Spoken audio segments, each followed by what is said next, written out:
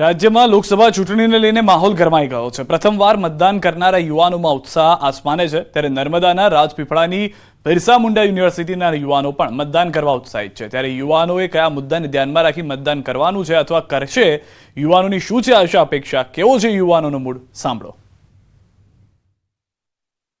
આ વર્ષે મારો પ્રથમ વોટ રહેશે તો હું સરકાર પાસે અપેક્ષા રાખીશ કે રાજપીપળામાં તેમના દ્વારા જે સ્ટેચ્યુ ઓફ યુનિટી સ્થાપવામાં આવી છે તેમાં પ્રવાસન સ્થળોમાં ઘણો વિકાસ થયો છે, પરંતુ પ્રવાસ શિક્ષણમાં હજી તેમના દ્વારા વિકાસ કરવામાં આવે અને તેનો લાભ તમામને મળે એવી ઈચ્છા ધરાવું છું। રાજપીપળા શહેર એ એક ખેતીવાડી વિસ્તારનો પણ પછાત ગામોમાં ઘણી ખેતીવાડી વિસ્તારો જોવા મળે છે। અહીં ઓર્ગેનિક ખેતીનો પણ વિકાસ થાય એવી ઈચ્છા ધરાવું છું અને રાજપીપળામાં એક ડેરી ઉદ્યોગને વધુ વિકાસ થાય એ એક અપેક્ષા ધરાવું છું, જેનાથી પછાત ગામોમાં પશુપાલન ઉદ્યોગોને વધુ આવક પ્રાપ્ત થાય। કે અહીં આદિજાતિ વિસ્તારોમાં સરકાર દ્વારા ઘણી યોજનાઓ અમલમાં લાવવામાં આવે છે, પરંતુ ઘણા છેવાડાના માનવીઓ સુધી આ યોજનાઓનો લાભ પહોંચતો નથી। તો હું સરકાર પાસેથી એવી અપેક્ષા રાખું છું કે સરકારની દરેક યોજનાનો લાભ છેવાડાના માનવી સુધી પહોંચે અને તેઓ તેનાથી લાભાન્વિત થાય। અને હું આ યુનિવર્સિટીમાંથી અભ્યાસ પૂર્ણ કરીને જાઉં તો મને વહેલી તકે નોકરી મળે, જેથી હું મારું જીવન સારી રીતે ગુજારી શકું। અને આદિવાસી સમાજમાં ઘણા બધા આદિવાસી સમાજ માટે વન અધિનિયમન જેવા નિયમો છે એ લાગુ પાડવામાં આવે, તેથી અમારા આદિવાસી સમાજમાં રોજગાર અને તેમના હકો તેમને મળી શકે। એક નિર્ણયાત્મક મતથી દેશમાં એક સરકાર બનશે, તેથી મને ખૂબ જ ઉત્સાહ થાય છે અને ગુજરાતમાં મહિલા સુવિધાઓનો ખૂબ જ સારી રીતે વિકાસ થયો છે।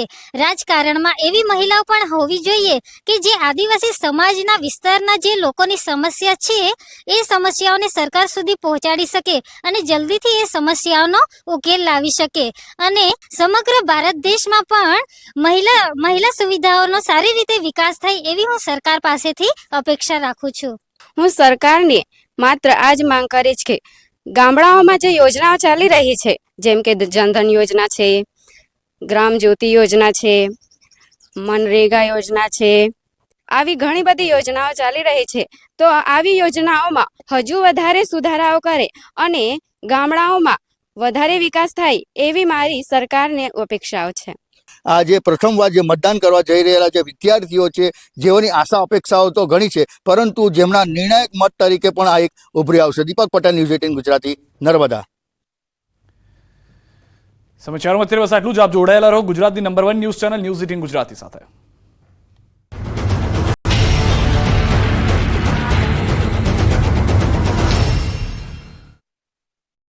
જો પરત આવે તો તેમનું નસીબ, પશુને છોડીને તેઓ પોતાના પરિવાર સાથે કચ્છ અને સૌરાષ્ટ્ર તરફ જતા રહે છે।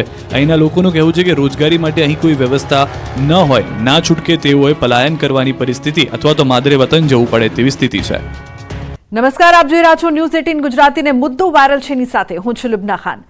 ચૂંટણીના પ્રચાર માટે ક્યાં ક્યાં જવું પડે, જાહેર સભાઓ પણ ગજવવી પડે અને ઘરે ઘરે જઈને પ્રચાર પણ કરવો પડે। એટલું જ નહીં, જ્યાં સૌથી વધુ દુખિયાઓ આવતા હોય ત્યાં પણ જવું પડે। જુઓ નેતાજી ચૂંટણી પહેલા ક્યાં જોવા મળ્યા।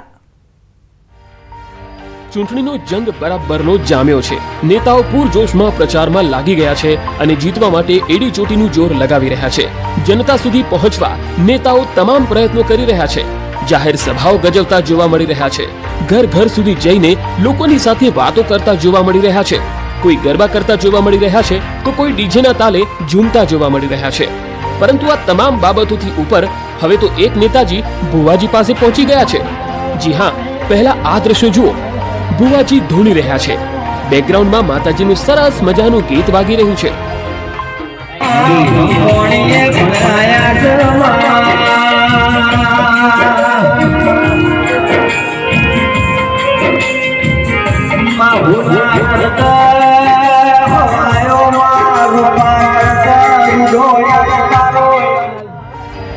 અને ધૂળી રહેલા ભુવાજી પર લોકો પુષ્પ વર્ષા કરી રહ્યા છે। તેવામાં મરૂન રંગના જબ્બામાં આવેલ એક વ્યક્તિ પણ ભુવાજી પર પુષ્પ વર્ષા કરે છે અને જતા રહે છે। હવે તમે કહેશો કે આમાં વળી નવું શું? જેમ અન્ય લોકોએ ભુવાજી પર ફૂલની પાંખડીઓ વરસાવી તેમ આ ભાઈએ પણ ખોબો ભરીને ફૂલની પાંખડીઓ અર્પણ કરી. તો આપણે જણાવી દઈએ કે મરૂન રંગના જબ્બામાં જે ભાઈ છે તે સામાન્ય નાગરિક નથી, પરંતુ મહેસાણા લોકસભા બેઠકના ભાજપના ઉમેદવાર હરિભાઈ પટેલ છે. હરિભાઈનો આ વિડીયો સોશિયલ મીડિયામાં વાયરલ થઈ રહ્યો છે. અમારા ધ્યાને આ વિડીયો આવ્યો એટલે અમે પણ ખરાઈ કરવામાં થોડી મહેનત કરી. સોશિયલ મીડિયા અને થોડા હરિભાઈના કાર્યક્રમો અંગે માહિતી મેળવી તો જાણવા મળ્યું કે હરિભાઈનો આ વિડીયો તાજેતરનો જ છે. તેમણે મહેસાણાની શ્રીપાલ સોસાયટીમાં માતાજીની રમેલમાં હાજરી આપી હતી અને ભુવાજી પર પુષ્પ વર્ષા કરી તેમના આશીર્વાદ પણ લીધા હતા. બીજી તરફ વાતો એવી ચાલી રહી છે કે નેતાજી હવે ચૂંટણી જીતવા ભુવાજીના શરણે પહોંચી રહ્યા છે. જો કે આ શ્રદ્ધાનો વિષય છે. અમે કોઈની આસ્થાને ઠેસ પહોંચાડવા નથી માંગતા, પરંતુ અંધશ્રદ્ધાને સમર્થન પણ નથી આપતા. જો કે ચૂંટણી છે ભાઈ, જનતાની સાથે સાથે માતાજીનો આશીર્વાદ મળી જાય તેવી આશા અને આસ્થા દરેકને હોય એ સ્વાભાવિક છે.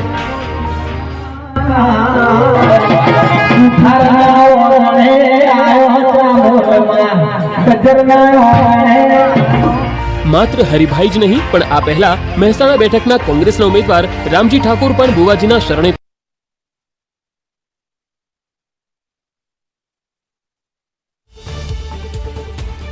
સલમાન ખાનના ઘર બહાર ફાયરિંગ મામલે ખુલાસો.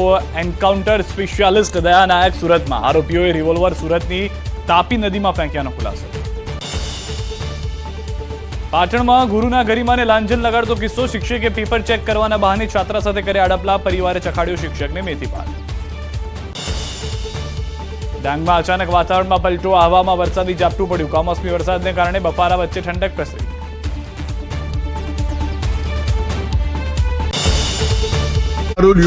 ભુવાજીને ફૂલહાર પહેરાવી આશીર્વાદ મેળવ્યા હતા, તો સામે પક્ષે ભુવાજીએ પણ રામજી ઠાકોરને ફૂલહાર પહેરાવી જાણે ચૂંટણી જીતવાના આશીર્વાદ આપ્યા હતા.